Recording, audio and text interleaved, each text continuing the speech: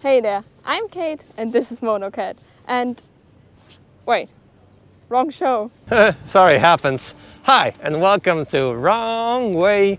And today I'm going to tell you what is it like to daily drive the world's biggest and most powerful electric unicycle. So let me tell you more about it.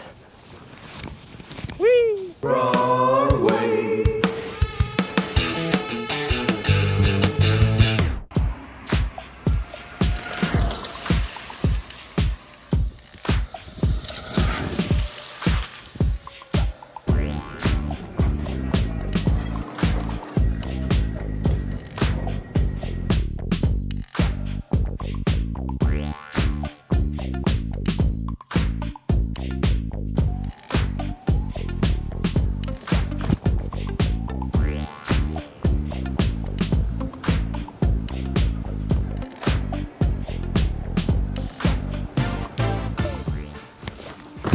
All right, so I've been daily driving wheels for a while now. Kate is now holding the last wheel, the veteran Sherman.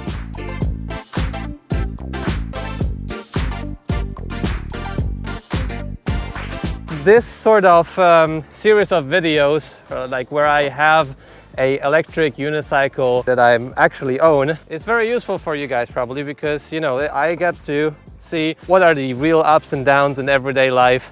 What are the possible faults of this wheel that you need to know if you would ever buy one?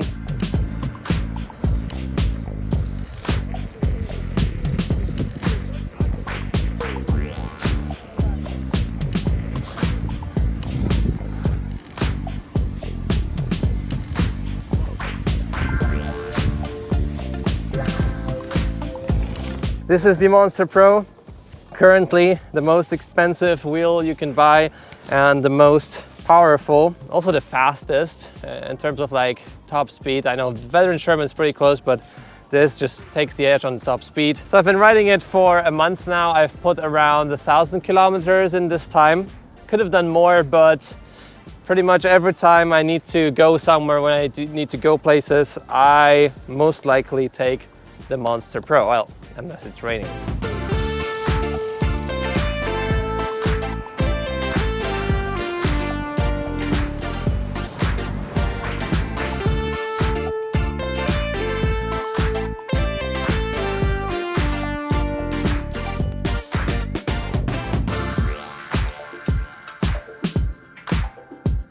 If you want to know like all the technical details and all the other stuff, just check out my full review, which is linked here.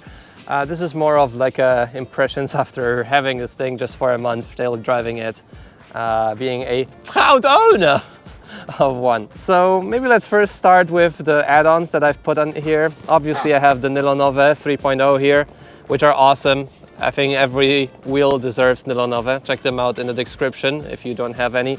These pedals are just, you know, they have adjustable angle. I have a very sharp angle on these pedals. I like to have the steep angle for better grip on the wheel. They have pins installed and they're also made out of nylon. So they're actually like sort of like a little bit of suspension, I'd say. They dampen like I guess the smallest amount of vibration, and they are also lighter, which is also great. And if you like scrape the pedals on the side, they are more likely to slide on asphalt rather than like catch on to moments. So these pedals really awesome. The first mod I do pretty much to every wheel. Then we have the torque pads. On the Monster Pro I try various stuff. I tried also to ride with the side pads that have just the bottom part. And the thing is that I need pads on the side to not fall off from the wheel. So if there's like a big bump, I just stay in place. But I don't want to have too much power, too much leverage on the wheel. That's why I don't have any side pad here now installed, because it's easy to overpower it when you like accelerate. If you want extreme acceleration, it's better to have like an RS or a veteran Sherman. So anyways, I have the torque pads, but I'm experimenting a lot. These pads are really awesome because they have a lot of room. So it's nice to like turn, and you also need a lot of wiggle room on the Monster Pro because it just takes a lot of force to accelerate on it. If you want to turn, you also need to like bend your knees a lot, both directions. But it's very rewarding too. Like the amount of stability It's pretty insane on the Monster Pro, but that's not the subject. However, this is why I have those pads currently installed on the Monster Pro. You can also see the mono customized shell now. I did get the green one. I wanted the red one, so they made a mistake. Also a couple of like scuffs here and there, so they said they will send me over a new one, a white one. So this will be awesome, but nonetheless, I always recommend you shells, especially for Guads, because yeah, if they fall once, they can break very easily. However, this actually cut off at like 15 or 20 kilometers an hour.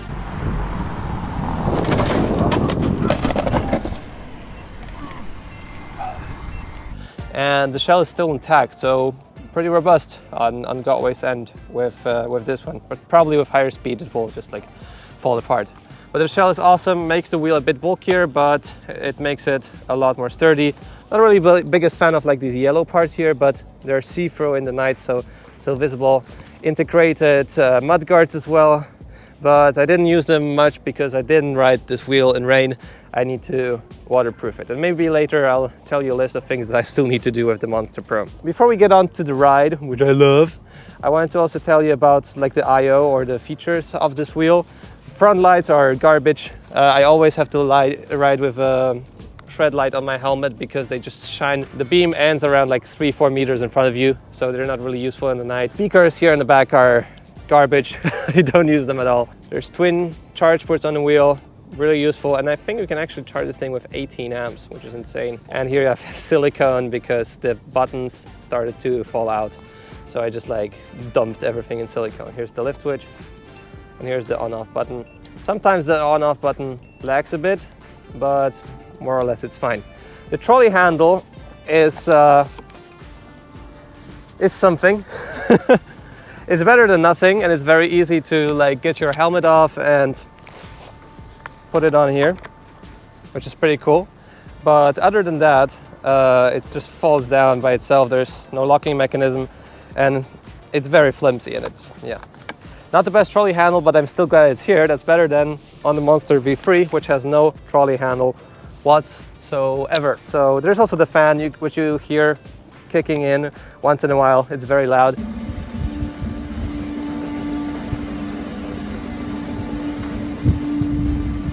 But it also cools down the wheel really quickly. So if you're going up into the mountains, it will overheat, most likely. It will be very warm. That's what was happening in the mountains in Bulgaria, especially when it was warmer. But if it stays just stationary by itself, it cools down really, really quickly because of this powerful fan.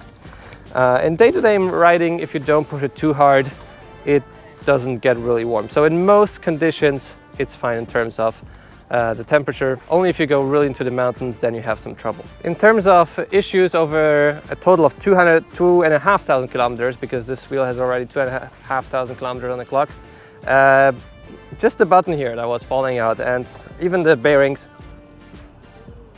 are fine. No issues there. I wasn't riding in rain, so that might be partially why it's the case, but yeah, just no issues at all. With this wheel. Let's see how it will be over a longer time, and I will need to, number one, waterproof it. I'll need to change the lighting here in the front, and a couple of other stuff that I forgot, and hopefully I'll blend it in the video.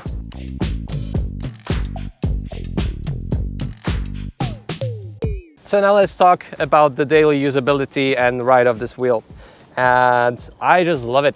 The tire here is very soft, it's very comfy, and you know, this wheel is really huge, and until you see it in real life, you can't really appreciate how big it is. And always when it stands to the Sherman, like the Sherman becomes like a small wheel. And because of that, the huge 24-inch tire, 17-inch rim, the ride is like on a cloud. I love how it filters bumps. I love how it rides on cobblestone. It's by far the most comfortable ride I had on any wheel. And it still doesn't have suspension, but because it doesn't have suspension, it makes the ride also a bit more direct. Probably I would like to have it with suspension, even with a bit more weight, but this is already very, very awesome. And wherever I go, I'm very happy to be on the Monster Pro, because whatever terrain I encounter, well, maybe except for like heavy off-road, I'm very, very comfy on the Monster Pro. You need to watch out with this pressure, because the tire is very soft again, and there's a lot of weight on the tire. So if I had like 30 or something PSI, the rim could possibly hit even like a small bump. So it's really important to keep the pressure high. But even at this high pressure, it's very comfy in my use case. If you ride the Sherman, it's a lot more bouncy, the Sherman, than the Monster Pro. And that is also why I won't change the tire. I could change it for like a Pirelli or whatever, but I like this light tire, I like this comfort, and I don't want the motor to have also more stress, to have more heat because of a heavier tire on the outside. You know, the weight adds up, therefore I would have less range, possibly a bit less acceleration, more heating and all that stuff. That's why I'm keeping the original tire on the Monster Pro. The ride here is really also amazing. All the turns. After a while I noticed that the pedals are really high. Maybe can I have your seat for a while? Pedals are higher than on the Sherman, as you can see. The L hangers are a lot higher actually. And therefore I can also take more sharper turns. I have a lot of confidence in high speed and in turns. I say it's like a high-speed train a bit. Doesn't brake that well, but doesn't accelerate that well, but it's really freaking fast, and it's awesome in those turns. Even if at lower speeds, once you get the hang of it, once you train on it a bit, then yeah, it's just awesome.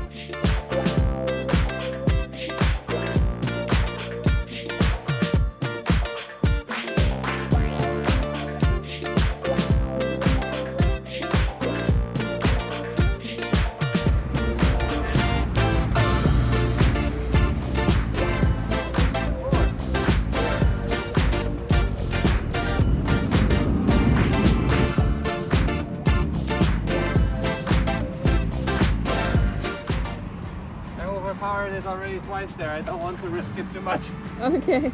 And every time I go on the MSP after that, it's like, woo! I have so much power. This is almost like a workout wheel for me, because everything after that, it just feels so light and nimble. And with this, you need to like work for it, but you also get pretty good results. And for everyday use, it's like more than enough. And also let's talk about the performance a bit, because this wheel is super fast. This is by far the fastest wheel in terms of like top speed that I'm comfortable with. The huge diameter tire just gives me so much confidence in top speed. With the Sherman, I usually go like up to 70, maybe a bit above, like 73. But on the Monster, I just go 70 and it feels like it's 50, you know, kilometers an hour. So here I feel comfortable pushing it up to like 80 kilometers an hour at times. So anywhere I go on the street, basically in Warsaw, or now here, oh, I didn't tell you, in Gdańsk. I didn't go so fast in Gdańsk, but if I'm on the street, I feel the most comfortable on the Monster Pro. Because it just gives me this insane amount of stability. It gives me also more power, because this thing has 18 MOSFETs, Sherman has 12 of the same brand. So there is actually more power behind it. And you know, check out AlienRides to see the real top speed runs. He pushes this thing constantly to 92 kilometers an hour. Yeah, it just performs flawlessly. And in terms of this top speed, it's just like, it's insane. I really like it. You have to be careful with the acceleration or like strong inclines. I usually don't do that on the Monster Pro. But in terms of like speed, stability, it's really lovely. Oh yeah, and the range on this thing is insane. I never have to worry about range. 100 kilometers is easy. And then, you know, just have what's on top of this 100 kilometers. I guess usually I get like 140 kilometers out of the Monster Pro, where on the Sherman I would get like 100. Maybe let's talk a bit about the daily use case. You know, it's heavy, it's 44 kilograms, but when it comes to stairs, I usually just push it up. And it's easier to push it upstairs than the veteran Sherman. Sometimes I have to lift it, and then it is heavy and it's difficult to do it, but I don't do it so often to make this a problem. It's easy to push it. Now a bit of a siren in the background, but we have to keep going because we don't have so much time. The bridge is going down, but yeah, in terms of like daily things, most times it's not a big issue with the size. You can just put it anywhere, standing next to a wall. We came here to Gdańsk with a train, and yeah, it was just fitting underneath the seats, so this wasn't an issue at all. So in terms of like the practicality, yes, it's big, yes, it's heavy, but it's not that big of an issue. So I will keep on riding it. I will tell you about all the next improvements I do to it and all of the changes. And if you're still here, leave a like on the video, subscribe to see more content like this. I'll see you in the next video. See you soon.